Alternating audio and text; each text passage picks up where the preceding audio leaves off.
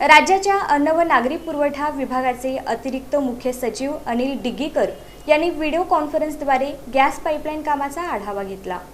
सोलापूर शहरात पाईपलाईनद्वारे गॅस पुरवठा करण्यासाठी अन्नधान्य वितरण विभागाने पुढाकार घेतला असून आयएमसी कंपनीला शहरातील महत्त्वाच्या अपार्टमेंटमध्ये तसंच प्रमुख परिसरात पाईपलाईन टाकून तातडीने गॅस पुरवठा करण्याच्या सूचना देण्यात आल्या आहेत। गुरुवारी राज्याच्या अन्न व नागरी पुरवठा विभागाचे अतिरिक्त मुख्य सचिव अनिल डिग्गीकर यांनी व्हिडिओ कॉन्फरन्सद्वारे गॅस पाईपलाईन कामाचा आढावा घेतला। 30 जूनपर्यंत जास्तीत जास्त घरांमध्ये गॅस जोडणी देण्याचे आदेश त्यांनी दिले। अनिल डिग्गीकर यांच्या आदेशानुसार अन्नधान्य वितरणाधिकारी ओंकार पडोळे यांनी आयएमसी कंपनीला शहरात 24 तास काम सुरू ठेवण्याची सूचना दिली आहे। यासाठी महापालिका, पोलीस आणि डीडीआर कार्यालयांची मदत घेतली जाणार आहे।